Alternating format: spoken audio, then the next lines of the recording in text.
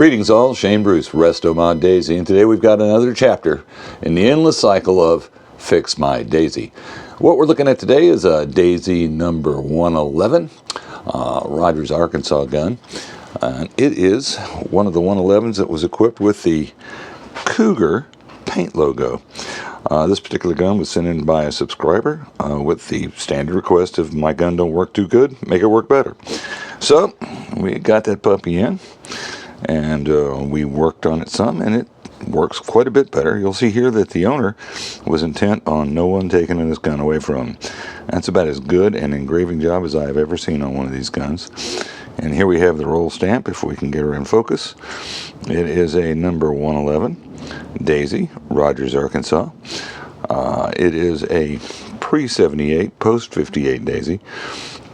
You'll notice that the stock bolt, trigger bolt, and lever bolt have a slightly flattened look to them. And that's characteristic of some of the guns I've seen of this vintage. Folded steel trigger, has a non-hot doggy forend on it. The gun was in fairly good shape. It's got some paint marks, but the owner was adamant about the fact that he just wanted it to run better, not necessarily look any better. Let's flip her over and take a look at the girlfriend side, and then we'll tell you what we did with this little puppy. On this side, you'll see that the buttstock is a wood grain buttstock, but the forend has a smooth affect. You'll also notice that the two pieces are different colors. The original buttstock did match the color temperature of the forend, but as you'll notice, has a slight problem. That's not really correctable. I've tried a number of techniques to get those things back up to speed and running. No satisfactory results. So normally, I just send them puppies back. Well, when we got the little gun in, there's the Cougar logo one more time. We got the little gun in. It wasn't running so strong. As received condition, unoiled, was doing about 85 feet a second. You know, that's not too impressive.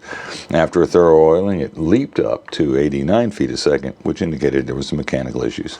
So we proceeded to take the gun apart, and this is not the original plunger, but this is the original mainspring. And on the plunger, it doesn't look so shabby. But like most things in life, appearances could be deceiving.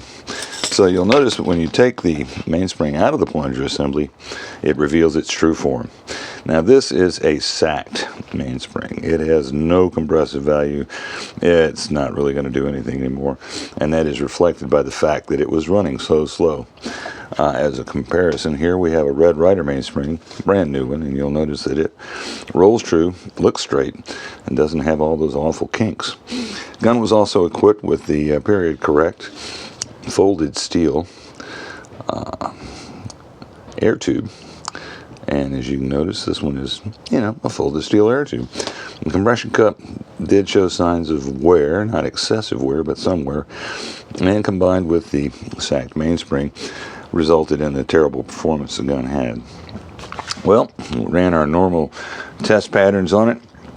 I slapped a Cobalt 327 super spring in it, a 764 air tube, and this gun jumped from 85 feet a second up to 328 feet a second with the factory shot tube. Ran another series of tests with the Model 25 current production shot tube, and only picked up about 10 feet a second. Owner decided it wasn't worth the effort. The money was not worth the effort for the 10 extra feet per second. So basically, we've got the little puppy back together. It has a slightly different toned buttstock, but it is complete and does attach and hold itself together. The gun shoots pretty straight. The gun shoots pretty hard. It was also missing this little device here. That is the rear sight elevator screw. Probably the rarest piece of Daisy equipment there is, and I was able to salvage one off one of the guns in Remuda, get it back in this piece so that you can now adjust your elevation, which in a smooth bore, spring powered, not so accurate gun to begin with, can at least get your elevation online, and then you'll just have to worry about your Kentucky windage left or right, depending on what your shot tube is delivering for you.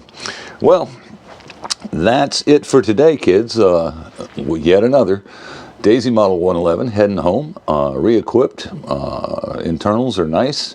Externals are factory, well, almost factory, except for the slightly different tone on the buttstock, but a shooter for sure. It is in thumper territory, and with use probably will get up to super thumper before it starts wearing out again and losing a little bit of speed. That's all we've got for you today, kids. This is Shane Bruce with Restomod Daisy, signing off.